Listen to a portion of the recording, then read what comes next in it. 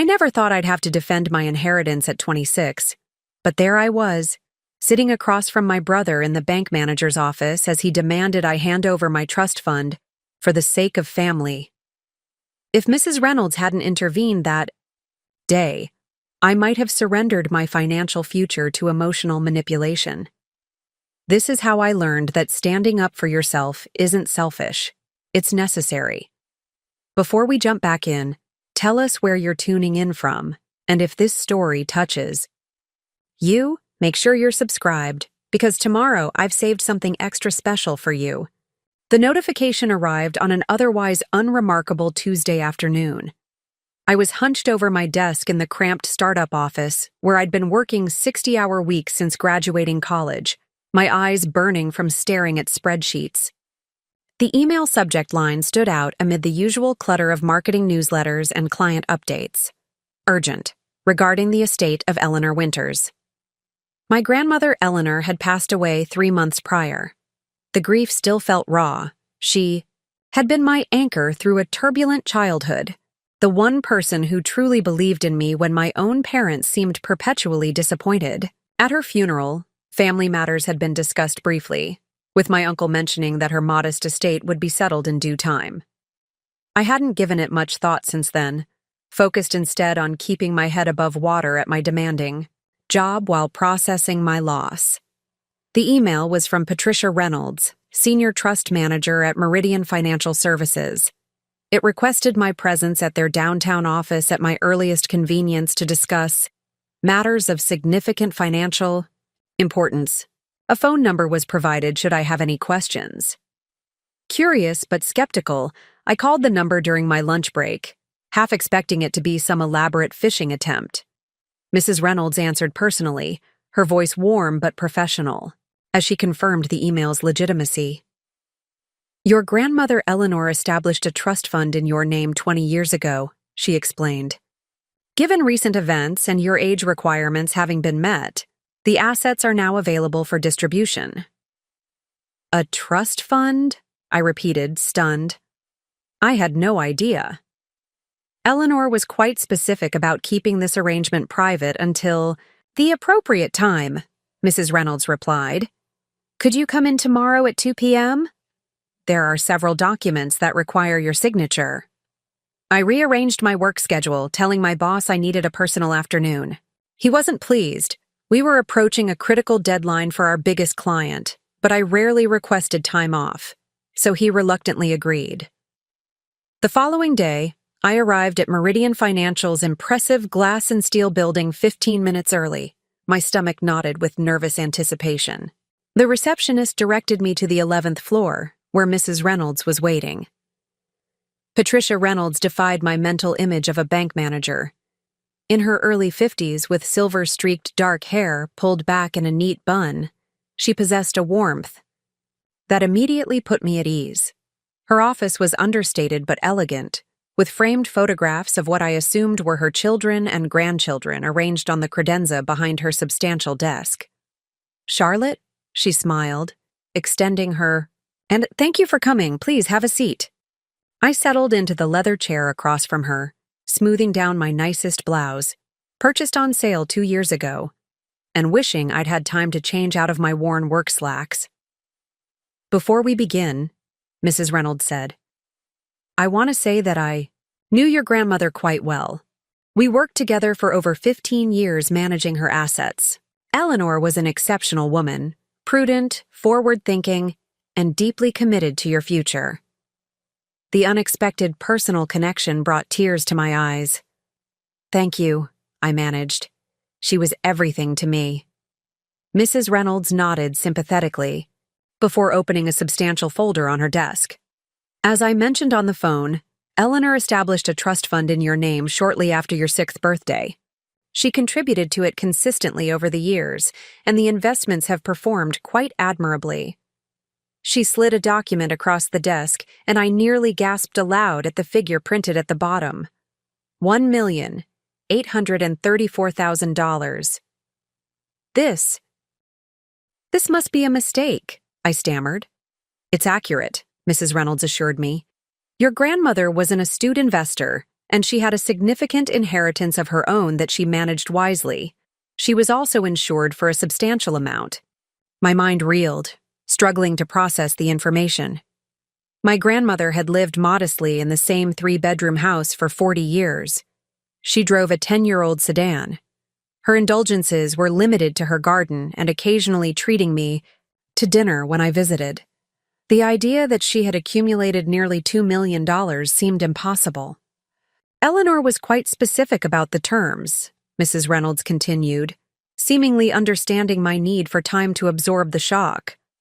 The trust becomes available to you at age 26, which you turned last month, or upon completion of your graduate degree, whichever came first.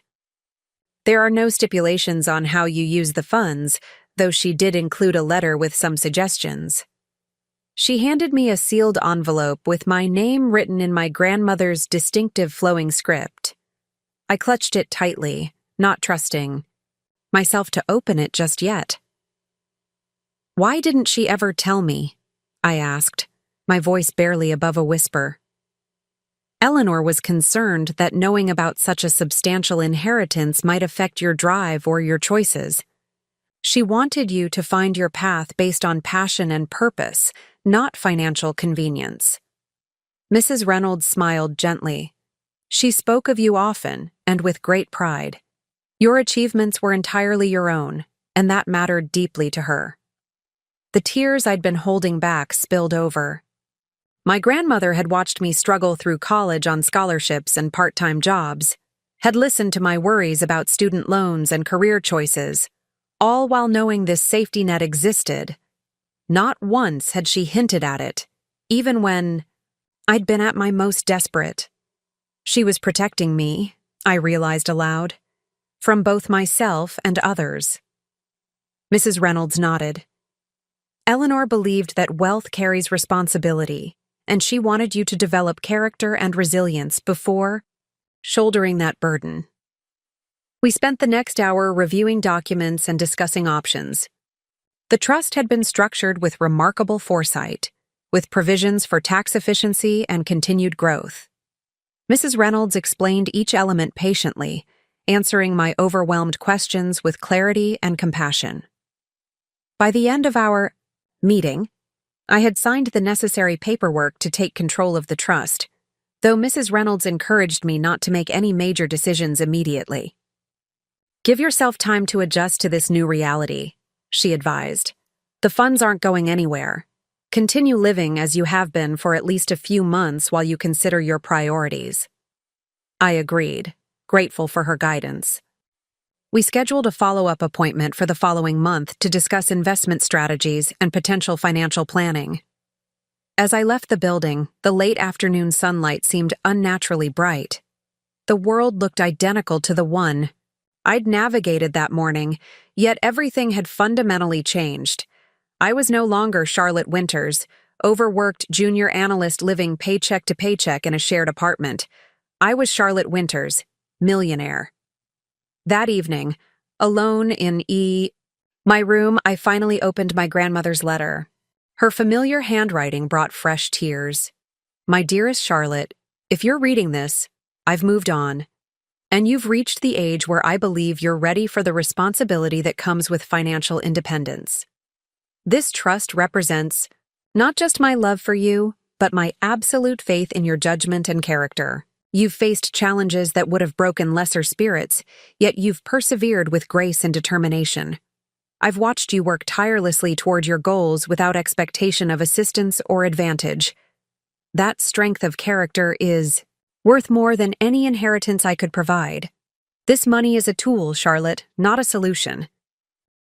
Use it wisely to build the life you desire, but remember that true wealth lies in purpose, connection, and the knowledge that you've made a positive difference in the world. I have only one request. Keep this blessing private until you've determined how it fits into your life's plan. Money changes how people see you and sometimes how they treat you. Give yourself time to adjust before navigating those complexities. With all my love and confidence in you, Grandma Eleanor, I pressed the letter to my chest, feeling simultaneously bereft and profoundly connected to her. In death, as in life, she was looking out for me, offering not just financial security, but the wisdom to handle it appropriately. Little did I know how prophetic her warning about money-changing people would prove to be, or how soon I would face the test of protecting not just the inheritance itself, but the values and independence it was meant to foster. Preparing and narrating this story took us a lot of time, so if you are enjoying it, subscribe to our channel. It means a lot to us. Now back to the story. For the first month after learning about my inheritance, I followed Mrs. Reynolds's advice, to the letter. I continued living exactly as before, working the same grueling hours at Visionary Analytics, sharing the cramped two-bedroom apartment with my roommate Zoe, and carefully budgeting each paycheck. The only tangible change was the new bank account I'd opened, where a portion of the trust had been transferred, its balance so substantial that I avoided looking at the banking app on my phone, the numbers seeming almost fictional. During our follow-up meeting, Mrs. Reynolds helped me establish a comprehensive financial plan. We allocated portions of the inheritance to different purposes: a conservative investment portfolio for long-term growth, an emergency fund, and a modest amount for immediate quality-of-life improvements. "You don't need to deprive yourself unnecessarily," she advised when I expressed guilt about potentially upgrading my living situation. "Eleanor wanted this money to enrich your life, not sit untouched while you continue to struggle." This permission, to actually use what my grandmother had so generously provided, was surprisingly difficult to accept. Growing up in a household where financial anxiety was a constant undercurrent, where my parents' poor decisions had created cycles of instability, I'd developed a complicated relationship with money. Financial security wasn't just about comfort. For me, it represented control, independence, and the freedom to make choices based on something other than desperation. Eventually, I allowed myself one significant change. I gave notice at my apartment and began searching for a place of my own. After weeks of viewings, I found a modest but charming one-bedroom condo in a historic building downtown. The price was reasonable given the location and character of the space, with large windows that flooded the rooms with natural light and built-in bookshelves that reminded me of my grandmother's home. It wasn't extravagant, but it represented a meaningful step up from the succession of shared apartments that had defined my adult life. On moving day, as I arranged my sparse belongings in the new space, I finally allowed myself to feel genuine excitement about this new chapter. The condo wasn't just a place to live. It was the first tangible manifestation of the security my grandmother had provided. I placed her photograph on the mantel, positioning it so her smile would be the first thing I saw upon entering the living room. "I'm trying to be wise, Grandma," I whispered to her image. "I hope you'd approve." True to her advice, I kept the inheritance private. My parents had divorced when I was 12, both remarrying and starting new families. Our relationships were cordial but distant, maintained through obligatory holiday calls and occasional emails. Neither had been particularly close to my grandmother in the years before her passing, their connections strained by old conflicts and divergent life paths. I saw no reason to volunteer information about my changed circumstances. The only person I considered telling was my older brother, James. Despite the 7-year age gap between us, we'd been close as children, united by the chaos of our parents' tumultuous marriage and subsequent divorces. James had been my protector, the one who made sure I had lunch money and signed permission slips when our parents were too absorbed in their own dramas to notice. Our relationship had evolved as we entered adulthood. James had married young to his high school sweetheart, Melissa, and they now had 3 children, twins who had just started elementary school and a 3-year-old. He worked as a project manager for a construction company, and while they weren't struggling, the combination of a large family, a substantial mortgage, and Melissa's decision to be a stay-at-home mother meant their finances were perpetually stretched. We still spoke regularly, though our conversations increasingly centered around his family's activities and challenges, rather than the shared confidences of our youth. I treasured my role as Aunt Charlie to his children, spoiling them with modest gifts and attention whenever possible. 6 weeks after moving into my new condo, I invited James and his family for dinner, eager to share at least this visible change in my life. I spent the day preparing, making homemade pasta and sauce using our grandmother's recipe, arranging fresh flowers, and setting the table with new dishware I'd finally replaced after years of making do with mismatched thrift store finds. They arrived in their usual whirlwind of energy, the twins, Emma and Ethan, immediately exploring every corner of the condo while 3-year-old Noah clung to Melissa's leg, regarding me with solemn eyes until I produced the stuffed dinosaur I'd bought specifically to win his favor. "This place is gorgeous, Charlie," Melissa exclaimed, handing me a bottle of wine. "How on earth can you afford it on your own? The market downtown is insane these days." I noticed James glancing around with a slightly furrowed brow, taking in the new furniture and updated appliances. "I got a promotion," I lied, the words tasting bitter even as I spoke them. "And the owner is an older woman who preferred a reliable tenant over maximum profit. Right place, right time." James nodded, but something in his expression suggested he wasn't entirely convinced. "Lucky break?" he commented. "We've been trying to find a place with an extra bedroom now that the twins are getting older, but everything in decent school districts is completely out of reach." Dinner progressed pleasantly enough, with the conversation dominated by stories of the children's school adventures and James's latest work project. I felt a familiar pang as I watched him with his family.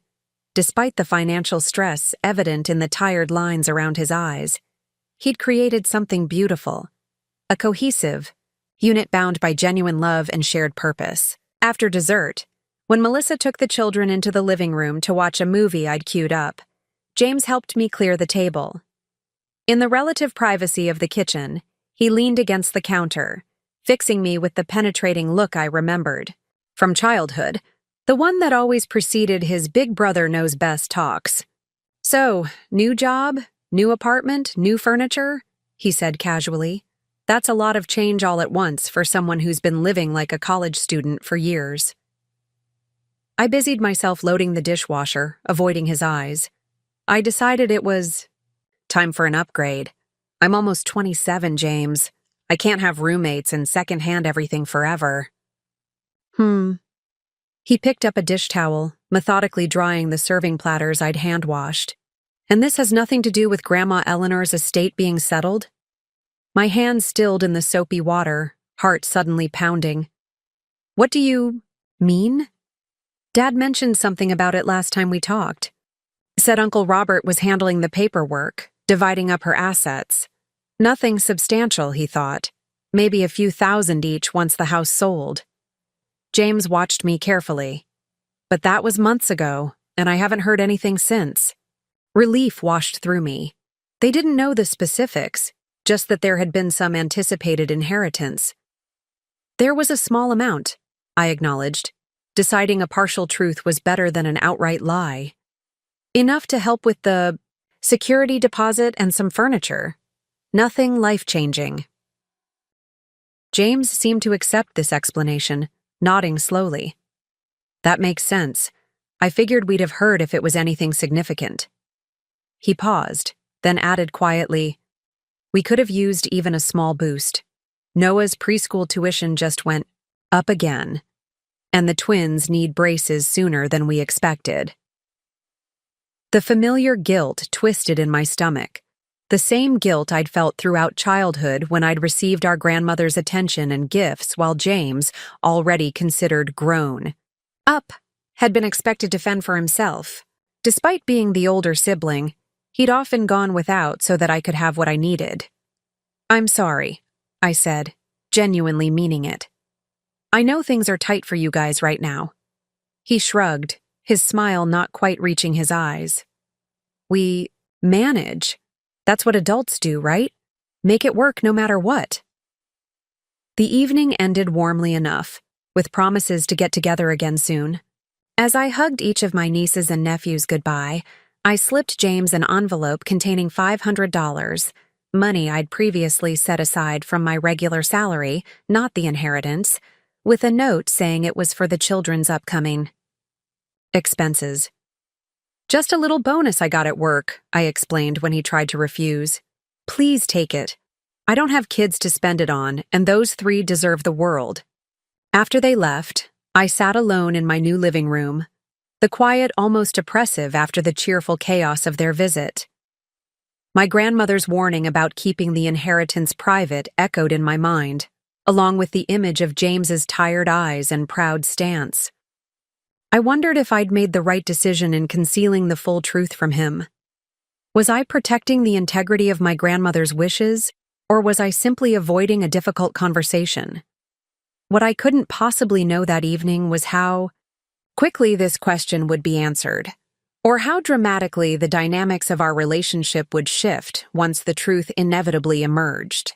The foundation of my new life still felt tentative, a delicate construction of decisions and boundaries that I was only beginning to navigate. In the months to come, those boundaries would be tested in ways I couldn't yet imagine, forcing me to define not just what I owed to others, but what I owed to myself. As autumn painted the city in brilliant hues of amber and crimson, my life settled into a new rhythm. At work, I continued to excel, earning a genuine promotion 3 months after I'd fabricated one to explain my improved circumstances. My supervisor cited my increased confidence and innovative approaches to client challenges, qualities I recognized as the fruits of reduced financial stress. When you're not constantly calculating whether you can afford both groceries and electricity, in the same week your mind finds space for creativity and growth. I began allocating one evening each week to financial education, determined to honor my grandmother's trust by becoming a knowledgeable steward of her gift. Mrs. Reynolds recommended books and online courses, occasionally meeting me for coffee to answer questions and offer guidance.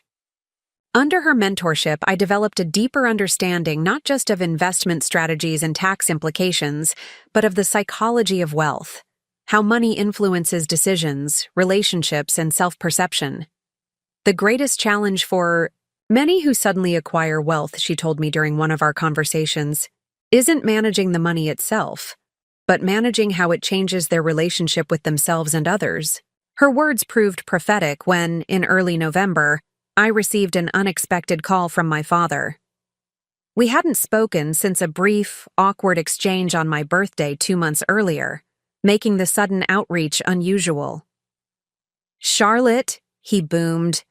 When I answered, his voice carrying the forced joviality I associated with him wanting something. "How's my successful daughter? James mentioned you got a big promotion and a fancy new place downtown." I winced at the description, but responded pleasantly enough, asking about him and his wife, Diane. After minimal pleasantries, he cleared his throat, the sound that had always preceded uncomfortable conversations throughout my childhood. "Listen, sweetheart, I'm calling because I've run into a bit of a situation. Diane's mother needs specialized care. Her Parkinson's is progressing faster than expected, and we're looking at significant out-of-pocket costs. I was wondering if you might be in a position to help out, given your recent career success." The request caught me off guard. My father had never asked me for money before. In fact, our unspoken agreement had always been a careful avoidance of financial discussions. I knew he and Diane lived comfortably, with a house in the suburbs and annual vacations to Florida. His request suggested either the costs were truly substantial, or he had gained an inflated impression of my means. "I'm sorry to hear about Diane's mother," I said carefully. "How much are you looking for?" "Well, the specialized facility runs about $12,000 a month, and insurance only covers part. We're thinking of selling the boat to cover the first few months, but if you could manage, say, $5,000 to help with the transition costs, it would really make a difference." $5,000. Before the inheritance, such a sum would have been impossible. My emergency fund had rarely exceeded $2,000. Now it represented a minor withdrawal from my new account. Yet something in my father's presumption, the ease with which he asked, after years of minimal involvement in my life, made me hesitate. "I'll need to look at my finances," I replied, non-committal. The promotion came with more responsibility than actual money, and the new place took most of my savings. My father's disappointment transmitted clearly even through the phone. "I understand. Whatever you can do would be appreciated. Family helps family, right?" After we hung up, I sat with my discomfort, trying to parse the complex emotions his request had triggered. It wasn't the money itself. I could easily provide the requested amount without impact to my financial security. Rather, it was the sudden shift in how he viewed me, the immediate assumption that my apparent prosperity created an obligation to solve his problems. I called Mrs. Reynolds the next day, seeking her perspective on the situation. "The question isn't whether you can afford to give the money," she said after listening to my explanation. "It's whether doing so aligns with your values and boundaries. Consider also the precedent it sets. If you provide this sum easily, what expectations might follow?" Her questions helped clarify my thinking. After careful consideration, I decided to send my father $2,000, a meaningful contribution that acknowledged family ties without suggesting unlimited access to my resources. I transferred the money with a note expressing sympathy for Diane's mother and explaining this was what I could manage given my current obligations. My father's response was brief, a terse thank you that carried clear disappointment at the amount, confirming my suspicion that his perception of my circumstances had been significantly distorted. The exchange left me uneasy, but it was merely a prelude to the more consequential conversation that awaited me. 2 weeks later, James called, asking if we could meet for coffee during his lunch break. His tone carried an unusual formality that set alarm bells ringing, but I agreed, suggesting a cafe near his office. James arrived looking more polished than usual in a crisp button-down and dress pants, his construction company lanyard tucked into his pocket. After ordering and finding a quiet corner table, he dispensed with small talk, leaning forward with intent. "I had an interesting conversation with Dad yesterday," he began, stirring his coffee methodically. "He mentioned asking you for help with Diane's mother's care costs." I nodded cautiously. "He did. I sent what I could." $2,000, James stated, watching me closely. "That's quite generous for someone on an analyst's salary, even with a promotion." The implied question hung between us. I sipped my latte, buying time as I considered my response. "I've been good with my savings," I offered finally. "And I don't have the expenses you do. No children, no mortgage."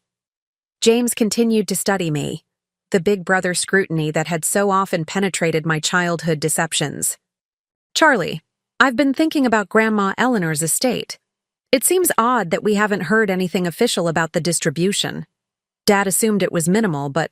He paused. "Grandma adored you. She practically raised you after the divorce. It would make sense if she left you something significant." My pulse quickened. James had always been perceptive, especially when it came to family dynamics. "Why are you asking about this now?" I countered, deflecting rather than directly lying. His expression softened slightly. "Because Melissa's pregnant again."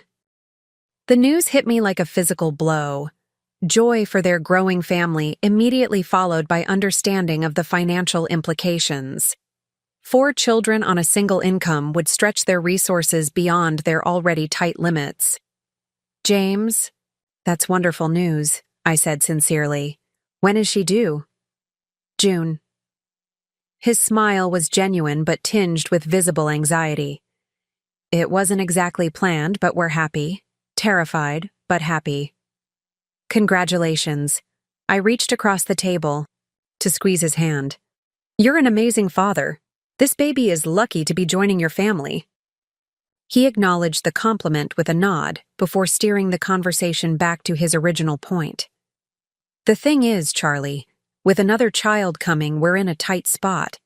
The house is already too small, the car is on its last legs, and Melissa's going to need proper prenatal care, especially given her age and it being her fourth pregnancy. He paused, seemingly gathering courage. If Grandma did leave you a substantial inheritance, I'm hoping you might consider sharing some of it for the kids. The directness of his request, however gently delivered, caught me off guard.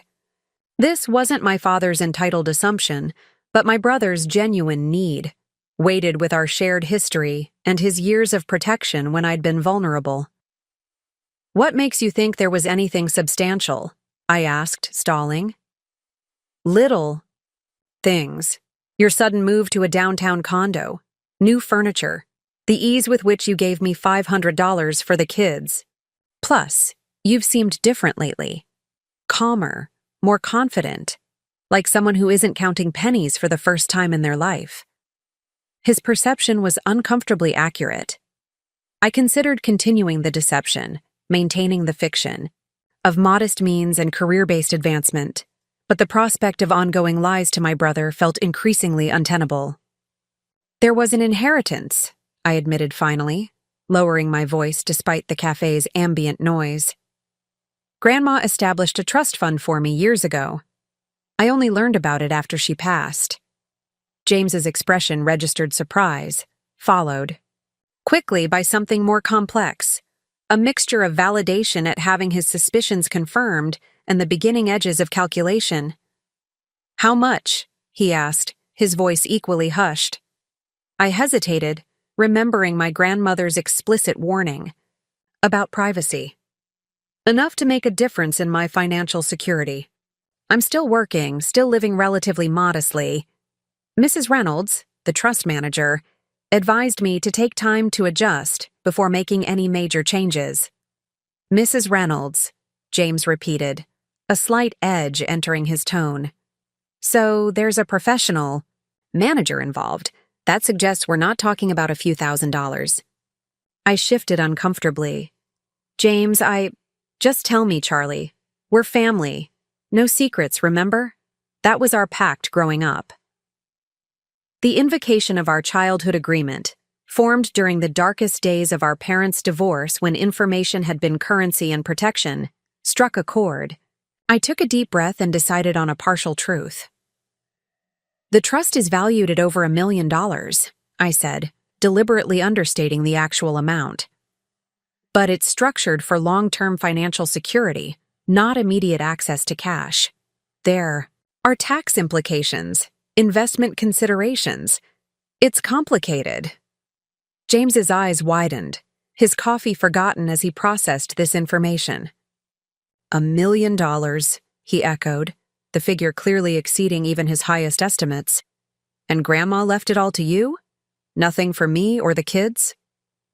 The hurt in his question was palpable, the implicit accusation clear. Why you and not us?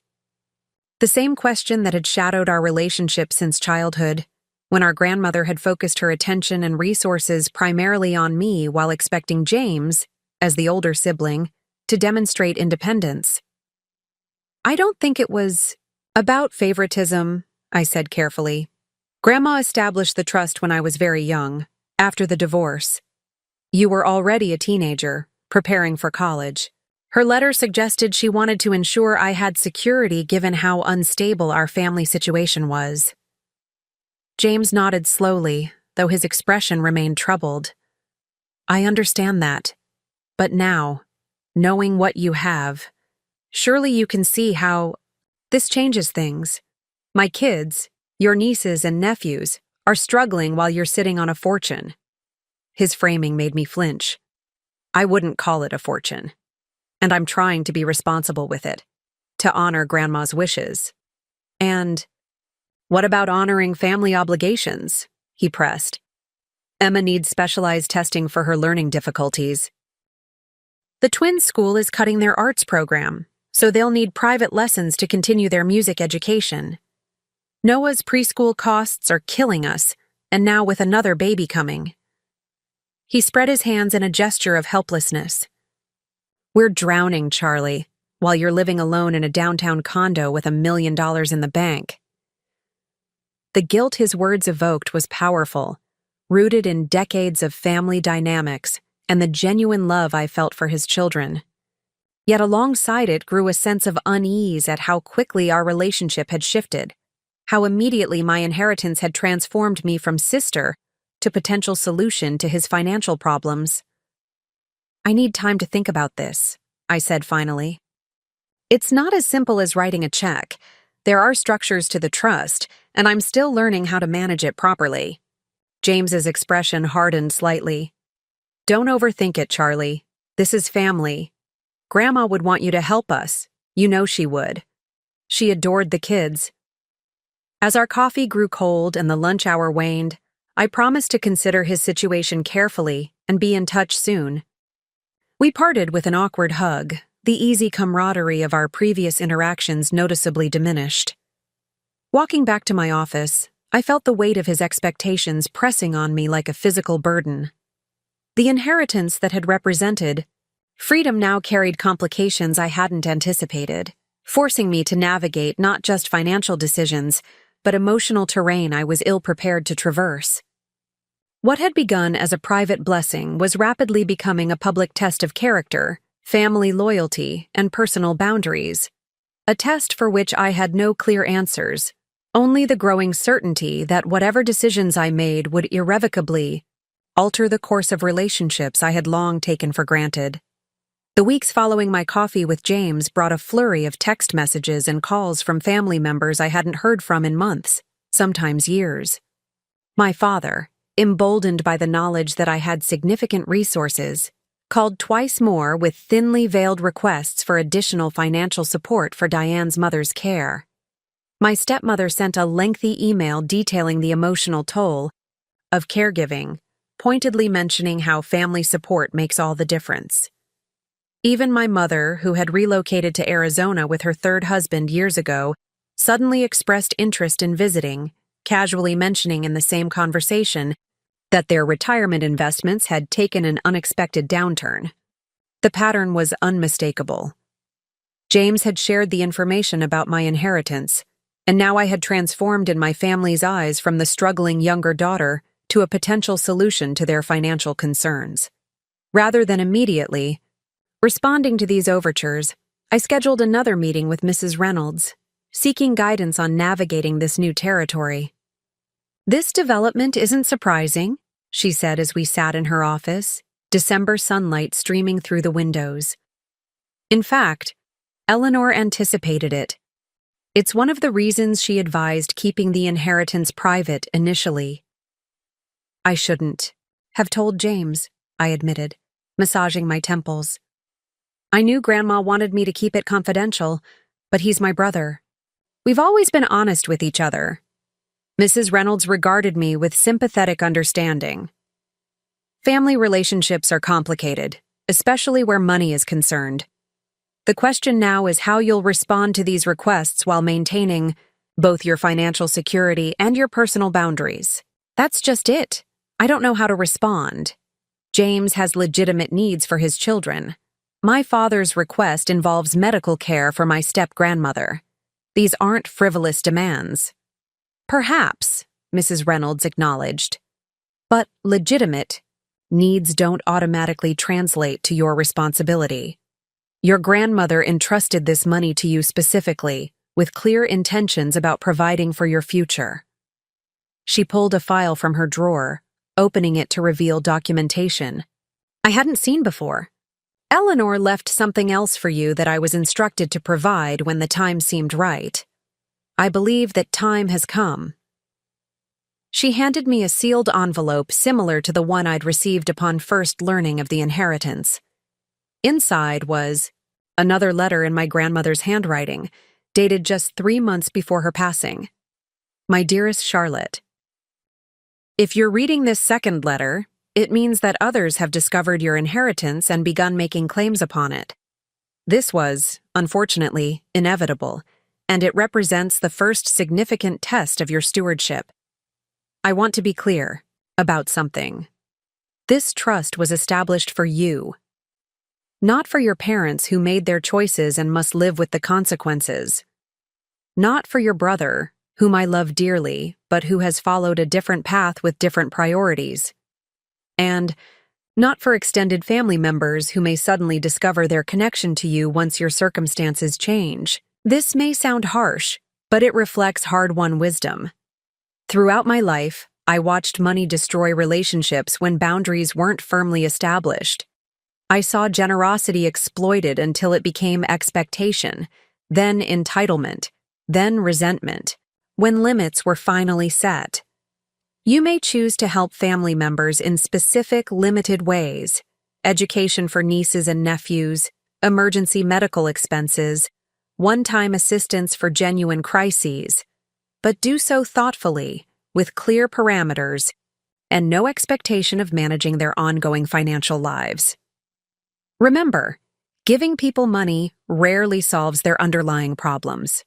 Those who struggle financially often do so because of patterns and decisions that will persist regardless of temporary influxes of cash. Trust your judgment, Charlotte. You have always possessed wisdom beyond your years, and I have absolute faith in your ability to navigate these waters with both compassion and appropriate boundaries. All my love, Grandma Eleanor tears blurred my vision as I finished reading. Even from beyond, my grandmother was still guiding me, still protecting me with her foresight and wisdom. She knew this would happen, I whispered, carefully refolding the letter. Eleanor understood human nature, Mrs. Reynolds confirmed. She also understood the particular dynamics of your family. That's why she structured the trust with specific protections. What kind of protections? Mrs. Reynolds smiled. For one, the trust has provisions that prevent large lump sum withdrawals without appropriate review. Any significant distribution requires documentation and approval. This isn't to restrict your access, but to provide a buffer against pressure or impulsive decisions. So, even if I wanted to give James half the money right now, I couldn't? Not without a formal process. That would take time and scrutiny. Eleanor designed it this way deliberately, creating a structure that would support your ability to say no when necessary. This revelation brought an unexpected sense of relief. My grandmother hadn't just provided financial resources. She had created a framework to help me manage the psychological and emotional challenges that accompanied them.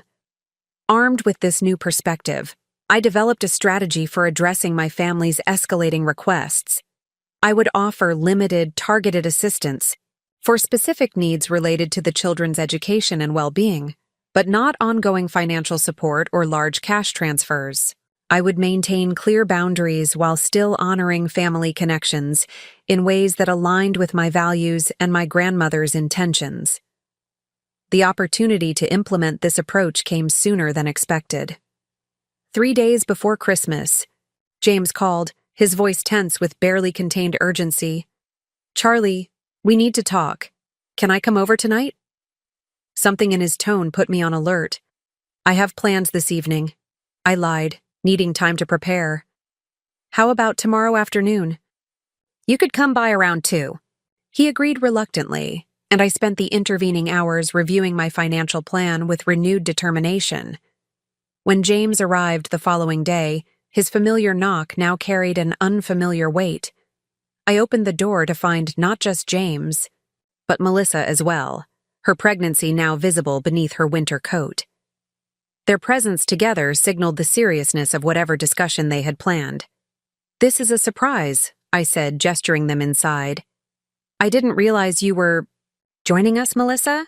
"This concerns both of us," she replied, her typically warm demeanor replaced by a focused intensity I hadn't witnessed before. Once settled in my living room with coffee and the Christmas cookies I'd baked the previous evening, James launched directly into the purpose of their visit. "We've been doing a lot of thinking and planning since learning about your inheritance," he began, exchanging a glance with Melissa. "With the new baby coming, we've realized our current situation is completely unsustainable. The house is too small, our car isn't reliable enough for a family of 6, and the kids' educational needs are only going to increase." Melissa picked up seamlessly where he left off. "We've found a solution that would address all these issues. a 4-bedroom house in Lakeview Estates. It's in the best school district in the county, with programs that would be perfect for Emma's learning needs, and advanced options for Ethan's math abilities. There's even a wonderful Montessori preschool nearby for Noah and eventually the new baby. That sounds ideal, I said cautiously, already sensing where this conversation was heading. James nodded eagerly.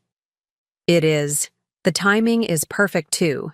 The sellers are motivated and we've been pre-approved for a mortgage, but we need help with the down payment, Melissa finished. The house is $675,000, and we'd need at least 20% down to make the monthly payments manageable with James's salary. The implication was clear. They were asking for $135,000, a sum that represented a significant portion of the liquid assets in my trust. That's a substantial amount, I said carefully. It is, James acknowledged, leaning forward. But Charlie, think about what it means for the kids, your nieces and nephews. This isn't about luxury. It's about giving them the foundation they deserve. The same kind of foundation Grandma wanted to give you with the trust fund. His framing was masterful, drawing a direct parallel between my grandmother's intentions for me and what they were requesting for their children. It tugged at my sense of family obligation and the genuine love I felt for those children. We've worked out all the details, Melissa added, pulling a folder from her bag and spreading papers across my coffee table. Printouts of the house listing, school information, a carefully prepared budget. James would pick up weekend construction jobs to cover the increased property taxes. I'd start working part-time once the baby is a year old to help with the mortgage. This isn't a handout. It's an investment in the children's future.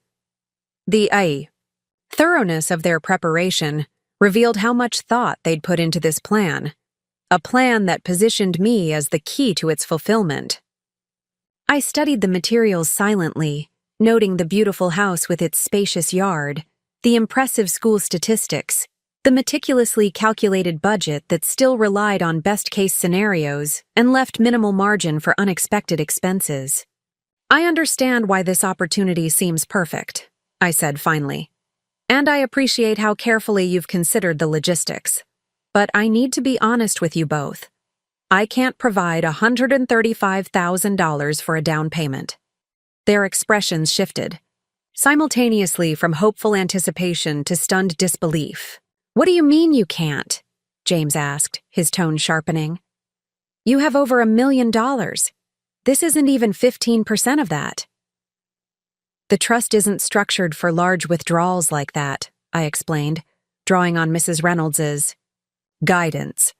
There are provisions that limit how much can be accessed at once, especially in the first few years. This wasn't entirely accurate. I could theoretically access the funds with proper documentation and justification, but it provided a necessary buffer against their expectations. That doesn't make sense, Melissa interjected, her voice rising slightly. It's your money. If you wanted to help your family, surely there's a way around whatever restrictions exist.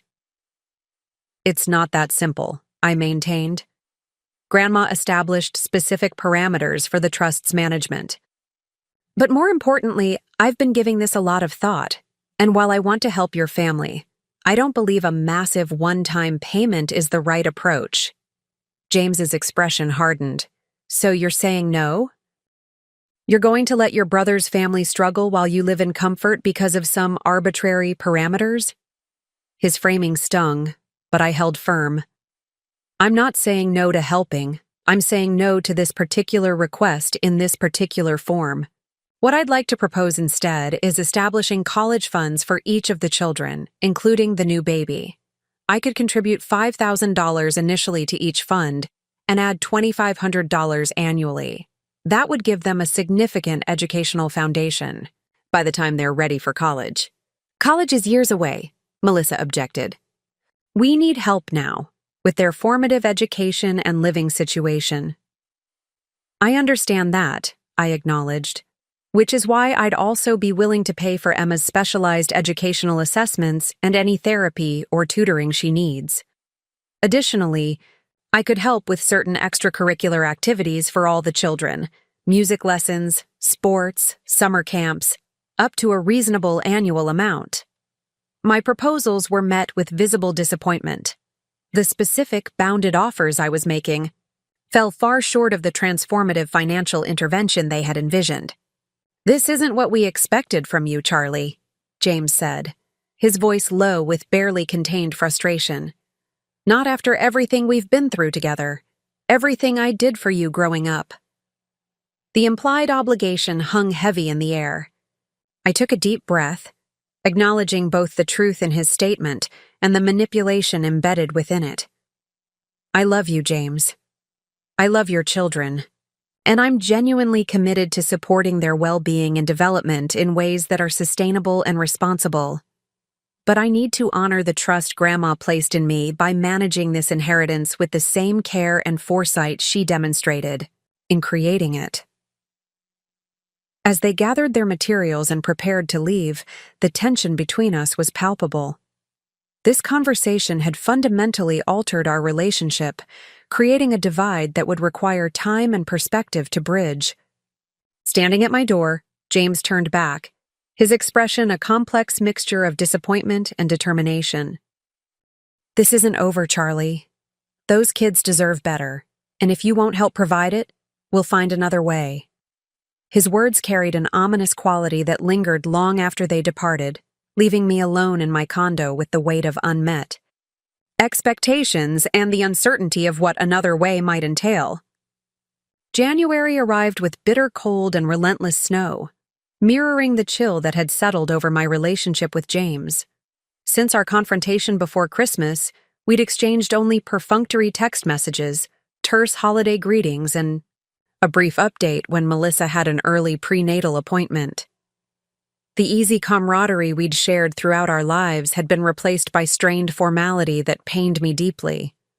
I sent gift cards for the children's birthdays and continued making monthly contributions to the college funds I'd established for them, despite James and Melissa's lukewarm response to this gesture. These transactions felt hollow, reduced to financial exchanges rather than expressions of genuine connection, but I remained committed to supporting my nieces and nephews even as the relationship with their parents grew increasingly distant. At work, I channeled my emotional turmoil into professional advancement, securing 2 major accounts that positioned me for potential partnership track, an achievement that would have seemed impossible a year earlier. My colleagues noticed the change in my performance and confidence, attributing it to natural growth rather than the invisible safety net that allowed me to take calculated risks without fear of catastrophic consequences. One Wednesday afternoon in late January, I was deep in preparation for a client presentation when my assistant informed me that someone named Robert Winters was in the reception area asking to see me. "Uncle Robert?" I hadn't seen my father's older brother in years, not since my grandmother's funeral. Unlike my father, who had drifted through a series of jobs and relationships, Uncle Robert had built a successful law practice specializing in estate planning and probate. His relationship with my grandmother had been complex, marked by mutual respect, but also by long-standing disagreements about family matters. Curious and slightly apprehensive, I asked my assistant to show him to the small conference room adjacent to my office. Uncle Robert looked much as I remembered, tall and distinguished with silver hair and the same deep-set eyes that had passed through generations of the Winters family. His expression was grave as he shook my hand. "Charlotte, thank you for seeing me without notice. I apologize for the intrusion, but the matter is rather urgent." "It's good to see you, Uncle Robert," I replied, gesturing for him to sit. "Is everything all right? I don't think we've spoken since Grandma's funeral." He placed his leather briefcase on the table, his movements deliberate. "I wish this were merely a social call to reconnect with my niece. Unfortunately, I'm here on a matter concerning your grandmother's estate, specifically the trust fund established in your name." My stomach tightened. "What about it?" "I've been contacted by your brother, James," he explained, removing several documents from his briefcase. He has raised concerns about the distribution of Eleanor's assets, suggesting there may have been undue influence or diminished capacity involved in her decision to establish the trust solely for your benefit. The implication hit me like a physical blow. He's contesting Grandma's will? Her trust decisions? Not officially yet, Uncle Robert clarified. He's consulted with an attorney who specializes in trust disputes. They're exploring grounds for a legal challenge based on several claims that Eleanor may not have been of sound mind when making these arrangements, that she was potentially influenced by third parties, or that the trust violates family expectations by excluding direct descendants. That's absurd, I protested, heat rising to my face. Grandma established the trust when I was 6 years old, decades before her passing. She was completely lucid, and she updated the terms periodically throughout her life. There was no undue influence, it was her explicit choice. Uncle Robert held up a placating hand. I'm well aware, Charlotte. I was involved in the initial establishment of the trust, though Patricia Reynolds took over its management several years ago. Eleanor's competence and intentions were well documented and legally sound. His confirmation provided momentary relief, but confusion quickly followed. If you know the trust is legally unassailable, why are you here? Because legal validity doesn't prevent costly, time-consuming litigation that could freeze assets during proceedings and create significant family discord. He sighed, the weight of decades of Winter's family dynamics evident in his expression. James has also contacted your father, who seems inclined to support the challenge on the grounds that Eleanor's decision disrupted natural inheritance patterns and created unjust enrichment. The betrayal stung sharply. Despite our complicated relationship, I hadn't expected my father to actively support an attack on my inheritance, especially one based on false premises about my grandmother's mental capacity. So what happens now? I asked, struggling to maintain professional composure despite the turmoil roiling within me. That depends largely on how you wish to proceed, Uncle Robert replied. You could fight any legal challenge, which you would likely win eventually given the clear documentation of Eleanor's intentions. However, this would involve significant legal expenses, potential temporary restrictions on access to the trust during proceedings, and further deterioration of family relationships. And the alternatives? I prompted, sensing there was more to his visit than simply delivering bad news. Uncle Robert straightened in his chair. I have a proposal that might avoid litigation while still respecting Eleanor's fundamental wishes. Before I outline it, however, I want to clarify something important. I'm not here as James's representative or advocate. My concern is honoring my sister's intentions while preventing a family implosion she would have deeply regretted. I nodded, recognizing the difficult position he occupied, connected to all parties but with primary loyalty to my grandmother's legacy. Eleanor confided in me extensively about her financial planning, he continued. She was absolutely clear that the trust was intended for your security and advancement, not as a slush fund for extended family. However, she did express certain hopes regarding your nieces and nephews. This captured my attention immediately. What hopes specifically? She believed deeply in education as a transformative force.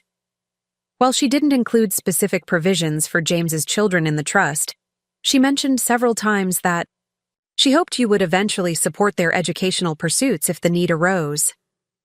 This aligned perfectly with the college funds I had already established, a validation of my approach that brought unexpected comfort.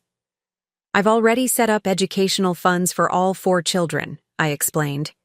James and Melissa were disappointed because they wanted a large sum for a house down payment instead. Uncle Robert nodded thoughtfully. That confirms what I suspected. Their financial pressures are real, but their approach, attempting to access a substantial portion of your trust through emotional leverage and now legal threats, runs counter to Eleanor's explicit intentions. He opened another folder, revealing what appeared to be a draft agreement. My proposal is this: a formal family settlement that would establish clear parameters for limited, education-focused support for James's children, while explicitly acknowledging the trust as your separate property not subject to further claims or litigation. I studied the document with growing interest. Rather than the ambiguous, open-ended financial relationship James and Melissa had envisioned, this agreement would create specific, limited obligations, annual contributions to the established college, funds, coverage for educational assessments and interventions when professionally recommended, and support for academic enrichment activities up to a defined annual amount.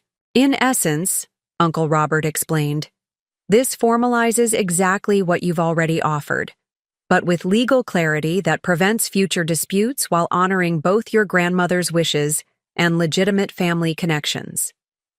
The proposal was elegant in its simplicity and protection. Would James accept this? It's essentially what he already rejected as insufficient.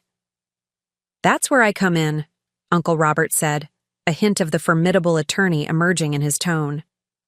I've requested a meeting with James, his attorney, and Patricia Reynolds next week. As the executor of Eleanor's estate and someone intimately familiar with her intentions, I can provide authoritative context about the legal strength of the trust and the risks of pursuing litigation. He leaned forward slightly. Charlotte, family disputes over inheritance are rarely about the money alone. They're about perceived fairness, historical grievances, and unspoken expectations. James feels overlooked, a pattern that began in childhood, when circumstances required him to be the responsible one, while Eleanor focused additional resources on you after the divorce. His insight struck a chord. Throughout our childhood, James had received praise for his independence and maturity, while I had received tangible support and protection. The inheritance had merely crystallized this long-standing dynamic. I understand that, I acknowledged, and I genuinely want to help his family. I just can't allow their financial challenges to become my primary responsibility or compromise the security Grandma worked so hard to provide. Exactly, Uncle Robert agreed. This agreement creates meaningful support without endless obligation. It honors connections without creating dependency. Most importantly, it transforms an adversarial situation into a structured solution that benefits the next generation. The wisdom of his approach was undeniable. Rather than engaging in a destructive legal battle that would devastate relationships and deplete resources, he was offering a path that maintained boundaries while acknowledging legitimate family ties. There's one more thing you should know, Uncle Robert added, his expression softening slightly. James didn't initiate this legal exploration entirely on his own. He's been encouraged rather forcefully by your father, who stands to gain nothing. Direct from this challenge but seems determined to insert himself nevertheless. This revelation shifted my perspective significantly.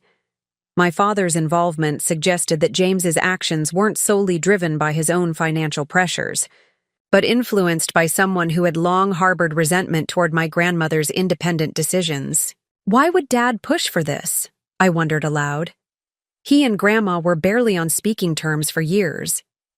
Robert and Eleanor had a complicated relationship, Uncle Robert observed, referring to my father by his first name.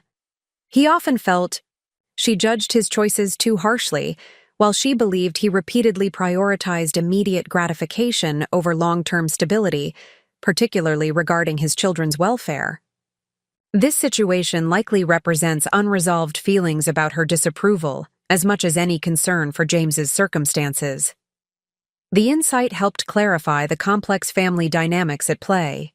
What had initially seemed like a straightforward dispute between my brother and me was actually layered with decades of intergenerational tensions and unresolved conflicts. I'll support your proposal, I decided, recognizing its wisdom. It provides meaningful help to the children while establishing necessary boundaries. Uncle Robert nodded approvingly. I'll arrange the meeting and represent your interests alongside Mrs. Reynolds. In the meantime, continue your educational support for the children, but avoid additional financial discussions with James or your father until we've formalized the agreement. As he gathered his materials to leave, I was struck by the unexpected alliance that had formed. My grandmother's brother becoming the protector of her intentions, and my advocate in navigating the complex terrain of family financial entanglements. "Uncle Robert," I said as we stood, "why are you doing this? You could have simply let the situation unfold without involvement." He paused, his expression thoughtful. "Eleanor and I didn't always agree, but we shared fundamental values about financial responsibility and family legacy. She entrusted you with resources because she believed in your judgment and character." His gaze met mine directly. "I'm involved because I share that belief, and because I've seen too many families destroyed by inheritance disputes that could have been resolved with clear boundaries and mutual respect." After he departed, I returned to my office, my mind reeling from this unexpected development. The trust that had initially seemed like pure blessing had become the catalyst for revealing family dynamics that had simmered beneath the surface for decades. Yet amid the tension and uncertainty, I recognized something important. My grandmother's gift wasn't merely financial. It was an opportunity to establish healthier patterns, to break cycles of entitlement and obligation that had shadowed my family for generations. The challenge wasn't simply protecting the monetary value of the inheritance, but honoring its deeper purpose, creating genuine security and independence that would allow me to support others from a position of strength rather than vulnerability. With renewed determination, I returned to my work preparations, recognizing that the skills that had advanced my career, analytical thinking, strategic planning, principled negotiation, would serve me equally well in navigating this personal challenge. The path ahead wouldn't be easy, but for the first time since James's initial request, I felt equipped to traverse it with both compassion and conviction. The conference room at Meridian Financial Services exuded quiet professionalism.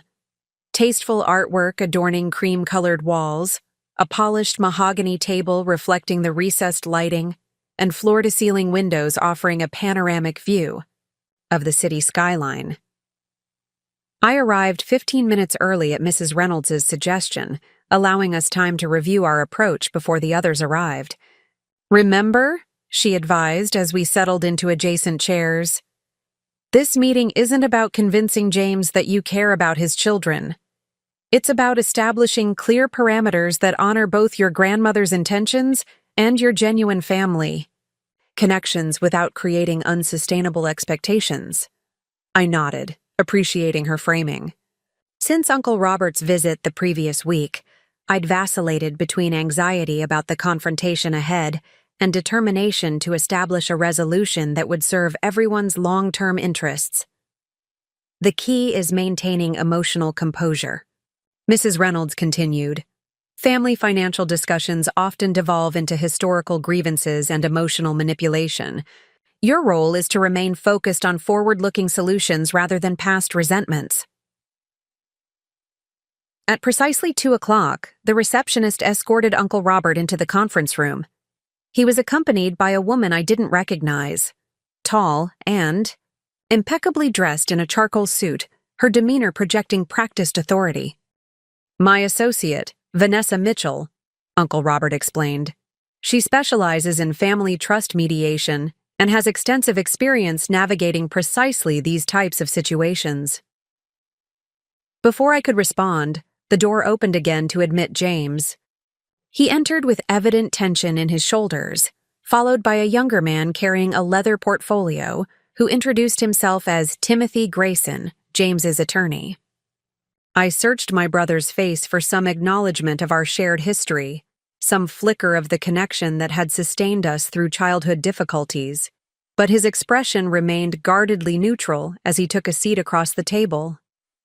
Mrs. Reynolds began with a succinct overview of my grandmother's trust, its establishment when I was 6 years old, its periodic updates and reaffirmations throughout her life, and the clear documentation of her intentions regarding its purpose and management. "The legal standing of the trust is unambiguous," she concluded. "It was established with sound mind and clear intent, with multiple witnesses and proper documentation throughout its existence. While family members may have emotional expectations regarding Eleanor Winter's assets, the legal reality is that she deliberately and consistently designated these specific resources for Charlotte's benefit. Timothy Grayson shifted in his seat, his expression suggesting he'd hoped for more vulnerability in the trust structure. While the documentation appears thorough, he countered, there remains the question of family obligation and reasonable expectations. Estates of this magnitude typically include provisions for multiple generations, particularly direct descendants like Mr. Winters's children. Typically has no legal relevance here, Vanessa Mitchell interjected smoothly. Eleanor Winters was under no obligation to distribute her assets according to any predetermined pattern. She made specific, documented choices about the management of her resources, choices that were hers alone to make. I watched James's reaction carefully, noting the slight tightening of his jaw. This wasn't proceeding as he had anticipated. Rather than finding leverage to challenge the trust, he was confronting the reality that my grandmother's decisions, however personally disappointing to him, were legally sound. Uncle Robert seized this moment to redirect the conversation. We're not here to litigate Eleanor's choices, he stated firmly. That path leads only to significant legal expenses, frozen assets during proceedings, and irreparable family damage. We're here to explore a constructive solution that acknowledges legitimate family connections while respecting Eleanor's clearly established intentions. He distributed copies of the settlement agreement he had drafted, the document now refined, with input from Mrs. Reynolds and Ms. Mitchell. This proposal creates a structured approach to supporting James's children's educational needs without compromising the fundamental integrity of Charlotte's trust. As James and his attorney reviewed the document, I studied my brother's face, the familiar features that had aged with the responsibilities of parenthood and financial stress. Despite the current tension between us, I could still see glimpses of the protective older brother who had helped me navigate our fractured childhood. That connection made the current adversarial position all the more painful. Timothy Grayson looked up from the document, his expression calculating. This proposal essentially formalizes the limited support Ms. Winters had already offered, support my client previously deemed insufficient for his family's needs. It provides substantial educational resources for all 4 children, Mrs. Reynolds countered. College funds with initial contributions and annual additions, coverage for educational assessments and interventions, support for academic enrichment activities. These commitments represent significant financial support, focused specifically on the children's development and future opportunities. But nothing for immediate housing needs, James interjected, his first direct contribution to the conversation. 4 growing children in a 3-bedroom house with 1 bathroom and no dedicated study space. That's our daily reality while Charlotte lives alone in a luxury condo. The characterization stung, but I maintained my composure, remembering Mrs. Reynolds's advice about emotional manipulation. James, I said, addressing him directly for the first time, my condo is modest by any objective standard, and it was purchased with careful consideration of my long-term financial security. The educational support outlined in this agreement represents the most sustainable way I can help your children without compromising the primary purpose of Grandma's trust. Uncle Robert nodded approvingly at my measured response before addressing James. Consider the alternative path carefully. Pursuing litigation would freeze trust assets during proceedings, meaning no support for your children during that period. Legal fees would deplete resources on both sides. Most importantly, the documented history of the trust's establishment and management makes your challenge highly unlikely to succeed. Timothy Grayson leaned toward James, speaking in a low voice that nevertheless carried in the quiet room. They have a point about the litigation risks. The documentation is solid, and courts generally respect clear testamentary intent. James sat silently for several moments, conflict evident in his expression. I recognized the struggle: pride versus practicality, disappointment versus realistic assessment of options. There's another factor to consider, Vanessa Mitchell added, her tone matter of fact but not unkind. Educational support represents an investment in your children's future capacity, rather than addressing immediate lifestyle preferences. It's the difference between providing a temporary solution and creating lasting opportunity.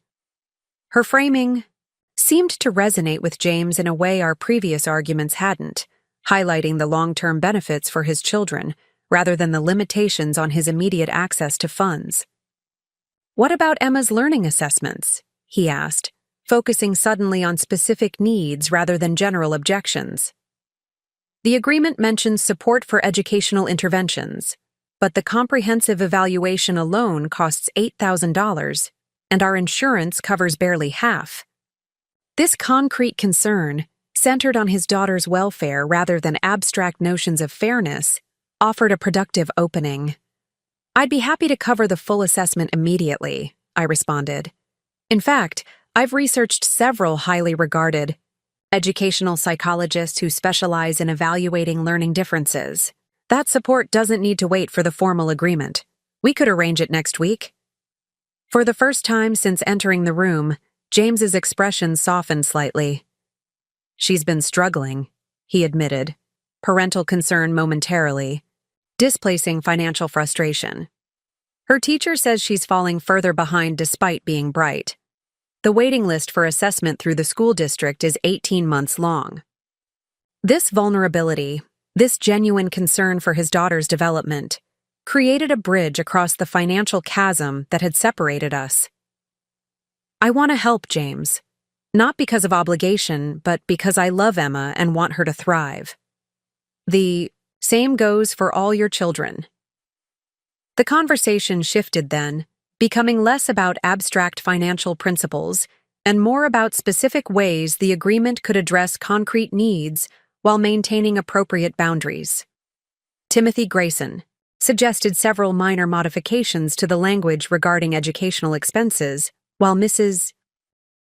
Reynolds proposed quarterly reviews of the children's needs rather than the annual assessment originally outlined. Throughout this more productive discussion, I noticed Uncle Robert watching James carefully, his expression suggesting he recognized something in my brother's gradual shift from defensiveness to pragmatic engagement. After nearly 2 hours of detailed negotiation, we reached a tentative agreement. The financial parameters remained essentially unchanged, focused on educational support rather than housing or general lifestyle funding, but with increased flexibility regarding timing and specific qualifying expenses. "I'll revise the document to reflect today's discussion and circulate it for review by Friday," Uncle Robert stated as the meeting concluded. "Assuming no further substantive concerns, we could finalize the agreement next week." As the others gathered their materials, James hesitated, then asked if we could speak privately.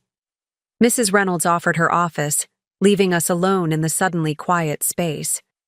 "I need to know something, Charlie," James said once the door closed behind the others.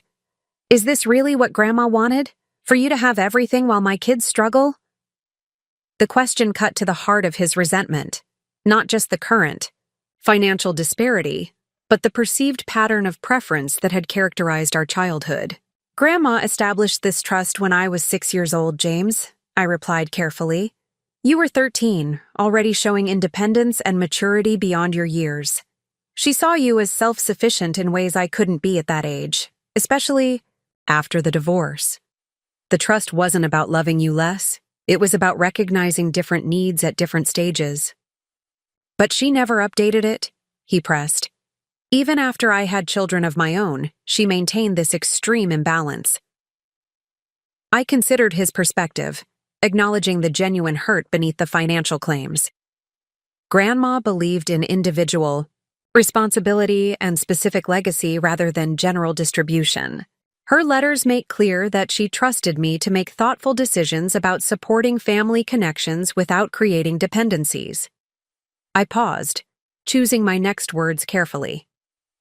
"The educational support in this agreement honors her values, while acknowledging my genuine commitment to your children's welfare. It's not everything you wanted, but it represents meaningful, sustainable help focused on their future opportunities. James was silent for several moments, internal conflict evident in his expression. Dad thinks I should hold out for more, he admitted finally. He says Grandma owed you nothing special, and that her resources should have been distributed equally among all her descendants. This confirmed Uncle Robert's assessment of my father's role in the situation. Dad and Grandma had a complicated relationship, I observed diplomatically. His perspective on her choices is filtered through decades of unresolved conflicts that have nothing to do with you or me or your children. James nodded slowly, recognition dawning in his eyes. He's been pushing hard for this challenge from the beginning, offering to connect me with attorneys, suggesting strategies. I thought it was about helping my family, but maybe it's about his own unresolved issues with Grandma's disapproval of his choices, I suggested gently. Either way, your children's needs are better served by this structured agreement than by years of costly litigation with uncertain outcomes. The silence that followed felt significant, a moment of potential reconnection after months of strained relations. Finally, James sighed, running a hand through his hair in a gesture reminiscent of our childhood. I want what's best for my kids, he said simply. Emma needs that assessment desperately. Ethan's teacher says he could be in accelerated math programs with the right resources. Noah loves the private preschool program, but we can barely afford 3 days a week. He met my gaze directly. If this agreement genuinely secures those opportunities, I can accept its limitations. Relief washed through me at this first step toward resolution. It does, I assured him. And beyond the formal agreement, I'm still your sister, still their aunt. This structure creates clear expectations and boundaries, but it doesn't define the full extent of our family connection. As we rejoined the others in the reception area, the tension that had characterized our arrival had noticeably diminished. While significant work remained to finalize the agreement and rebuild trust, this meeting had established a foundation for moving forward with both clear boundaries and genuine respect for family bonds. Watching James leave with his attorney, I felt a complex mixture of emotions: lingering sadness at the strain in our relationship, cautious optimism about the path forward, and profound gratitude for the unexpected alliance that had helped navigate this challenging terrain. Uncle Robert, Mrs. Reynolds, and Vanessa Mitchell had each contributed essential perspective and expertise, demonstrating the value of seeking guidance when facing complex situations that blend financial considerations with deeply personal connections. You handled that admirably, Mrs. Reynolds commented as we returned to her office. Maintaining both compassion and appropriate boundaries is extraordinarily difficult in family financial disputes. I had excellent guidance, I acknowledged, and Grandma's foresight. Her letters prepared me for exactly this challenge. Eleanor was remarkably perceptive about family dynamics, Mrs. Reynolds agreed. But don't underestimate your own growth. 6 months ago, you might have capitulated to emotional pressure or withdrawn completely. Today, you navigated a complex negotiation with wisdom and grace. Her observation highlighted an unexpected benefit of my inheritance journey, not just financial security, but accelerated personal development through navigating complex situations that demanded both emotional intelligence and strategic thinking. My grandmother's gift had created not only material resources, but opportunities for growth that were shaping me into someone capable of managing both wealth and relationships with increasing wisdom. As I left Meridian Financial that afternoon, I realized that the true value of inheritance extends far beyond monetary figures to encompass the principles, wisdom, and character development that accompany the responsibility of stewardship, lessons that would serve me long after specific dollar amounts had been spent or invested. February brought unexpected warmth to the city, melting the remnants of January's stubborn snowfall and hinting at an early spring.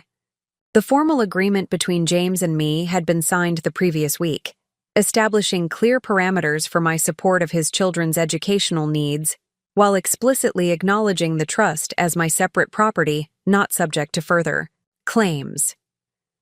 Though our personal relationship remained tentative, the resolution of financial expectations had relieved the immediate tension, allowing space for gradual healing. True to my commitment, I had already arranged and paid for Emma's comprehensive educational assessment, scheduled for the following month with a respected specialist in learning differences. The college funds for all 4 children were now officially established, with documentation provided to James and Melissa outlining the contribution schedule and investment strategy. These concrete actions had done more to rebuild trust than any words could have achieved, demonstrating my genuine commitment to supporting my nieces and nephews, despite the boundaries I'd maintained regarding larger financial requests. My professional life continued to flourish, with the successful completion of a major client acquisition positioning me for the promotion my supervisor had hinted at during our year-beginning review. The financial security provided by my inheritance had subtly transformed my workplace approach. I contributed ideas more confidently, took calculated risks that previously would have seemed too dangerous, and negotiated more effectively without the underlying fear of unemployment that had once colored all my professional decisions. One Wednesday afternoon, Mrs. Reynolds called, her typically composed voice carrying an unusual edge of urgency. "Charlotte, something has come to my attention that requires immediate discussion. Could you come to my office tomorrow morning? Say, 9 o'clock? Of course. I agreed, curiosity piqued by her uncharacteristic intensity. Is everything all right with the trust? The trust itself is secure, she assured me. But there's a situation developing that you should be aware of before it potentially escalates. I'd rather discuss it in person than over the phone. This cryptic response did little to alleviate my concern, but I respected Mrs. Reynolds' judgment, enough to wait for our meeting rather than pressing for details. The following morning, I arrived at Meridian Financial precisely at 9, having rescheduled an internal department meeting to accommodate the unexpected appointment. Mrs. Reynolds greeted me with her usual professional warmth, though I detected tension in her normally relaxed demeanor as she ushered me into her office. "Thank you for coming on such short notice," she began once we were seated. "I received some troubling information yesterday from a colleague at First Century Bank across town. It appears that someone has been making inquiries about your trust, specifically attempting to determine whether you have authorized powers that would allow others to access funds." "What kind of inquiries?" I asked, immediately alert. "Initially, someone called their trust department claiming to be you, asking about procedures for adding secondary beneficiaries with limited withdrawal rights. When pressed for verification details, they ended the call abruptly." Mrs. Reynolds's expression grew more somber. 2 days later, a man visited in person, presenting himself as your financial advisor and requesting information about the trust's structure and access protocols. Alarm coursed through me. Did they provide his name? He introduced himself as Robert Mitchell and presented business cards identifying him as a senior financial consultant with Cornerstone Advisors. She slid a business card across her desk. The bank representative found the interaction suspicious enough to make copies of his credentials and later verify the information. I examined the card, noting the professional design and official looking. Credentials, complete with certification numbers and a downtown office address.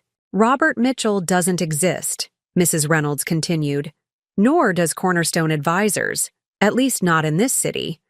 The address listed is actually a virtual office space that rents mailboxes and provides call forwarding services.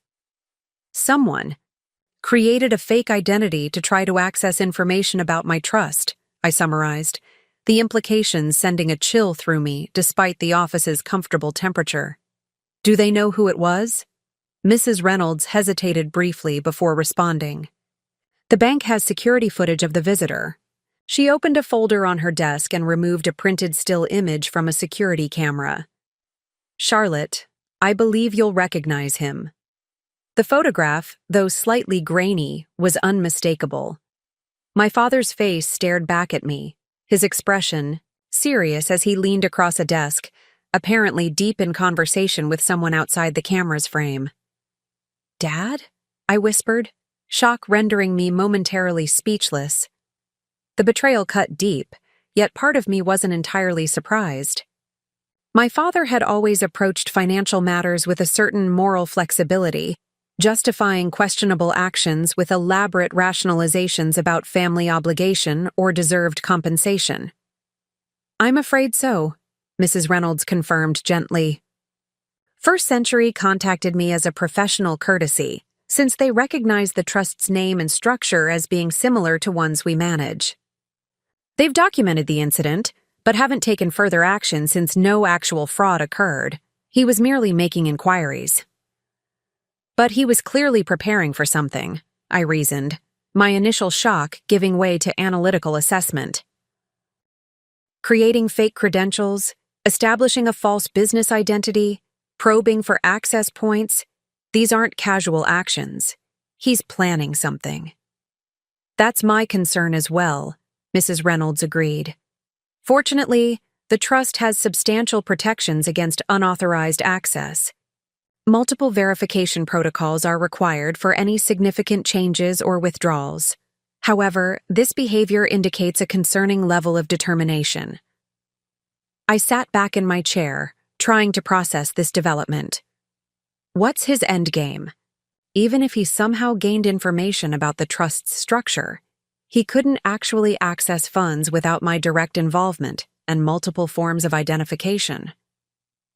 "There are several possibilities," Mrs. Reynolds replied, her expression troubled. "He might be looking for vulnerabilities he could exploit, perhaps hoping to find a provision that would allow family members some form of access under specific circumstances. Alternatively, he could be gathering information to support a more aggressive challenge to the trust's validity, though that path seems unlikely to succeed given the documentation we've already reviewed. Or he could be planning something more direct," I suggested, a disturbing possibility forming in my mind. "If he learned enough about access protocols, could he potentially impersonate me with sufficient documentation?" Mrs. Reynolds's expression confirmed my suspicion. Identity theft within families is unfortunately not uncommon, especially in situations involving significant assets.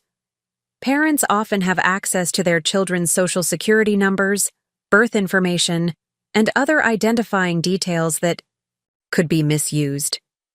The thought of my own father attempting to fraudulently access my inheritance through identity theft or forgery was both heartbreaking and infuriating. Whatever his rationalizations, helping James's family, addressing his wife's mother's medical needs, resolving his own financial difficulties, the methodical nature of his actions revealed a calculated intent that couldn't be dismissed as momentary. Weakness or misguided good intentions. "What should we do?" I asked, struggling to separate my emotional response from necessary practical considerations. "First, we should implement additional security measures," Mrs. Reynolds advised. "I've already flagged your account for enhanced verification protocols, requiring in-person identification with photo ID for any inquiries or transaction requests. We should also consider setting up alerts for any access attempts, successful or otherwise." She paused, then continued more hesitantly. "The more difficult question is whether to confront your father directly or involve law enforcement.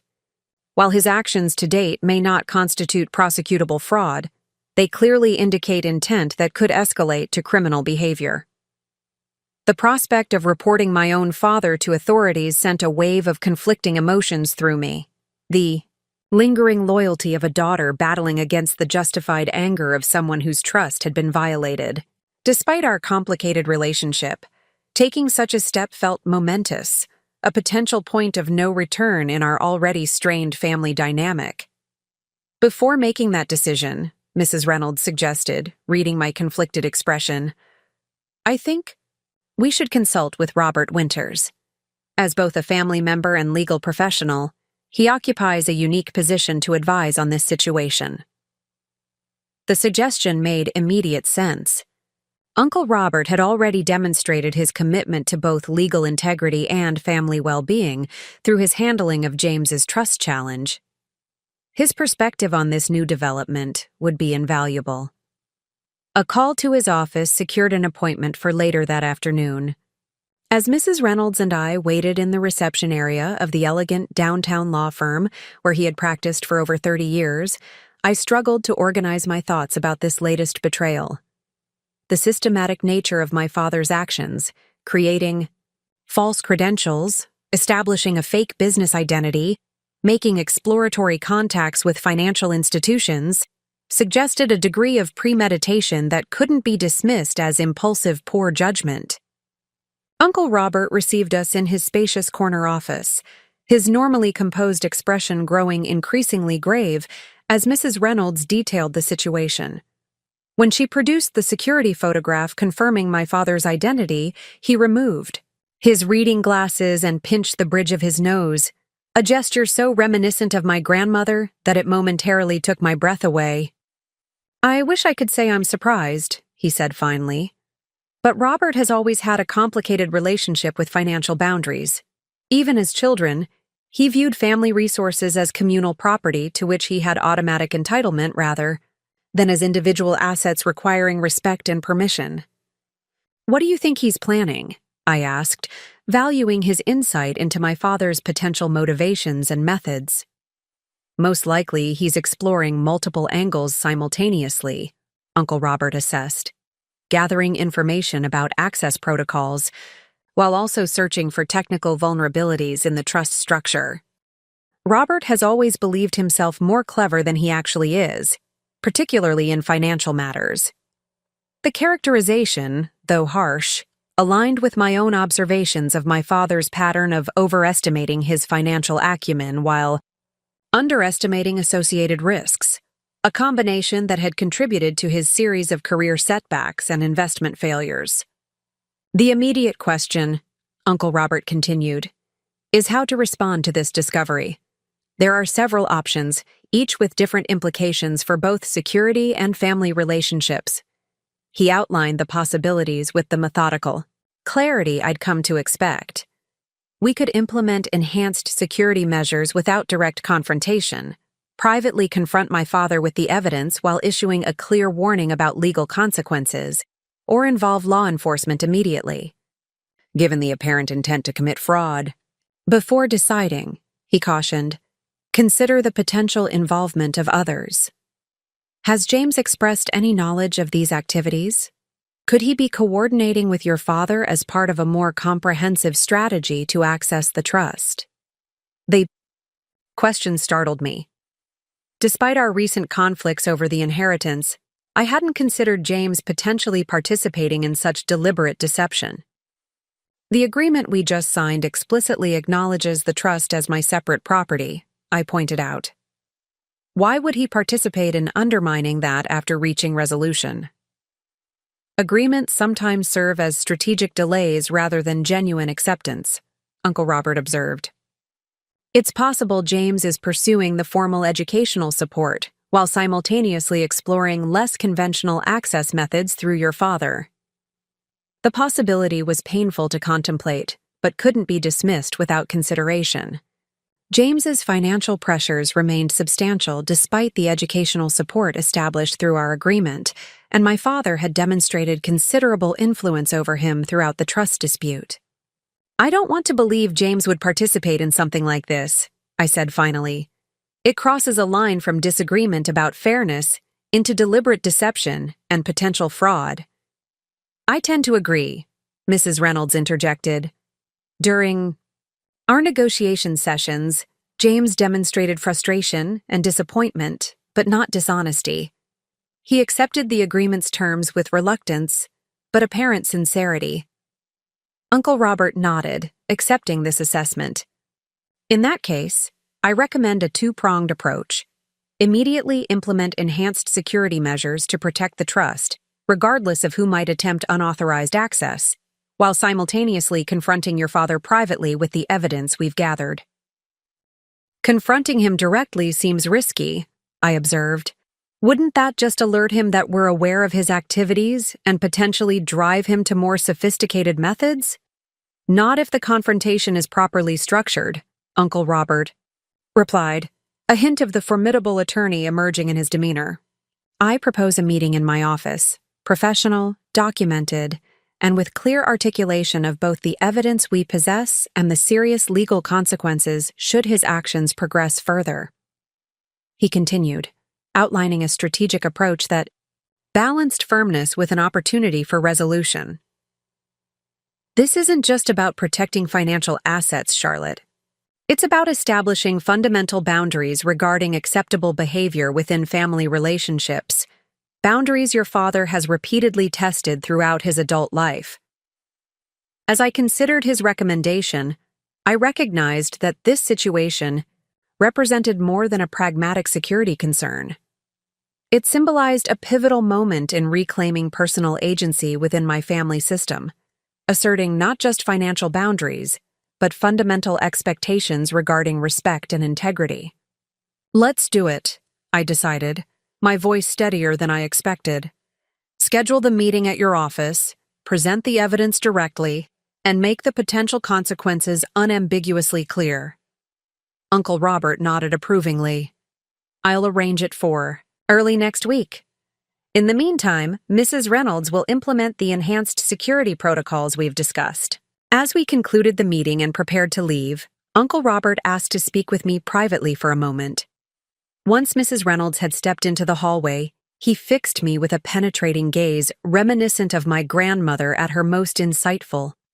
Charlotte, this situation, difficult as it is, represents an important opportunity, not just to protect your financial resources, but to establish the terms on which you'll engage with family moving forward.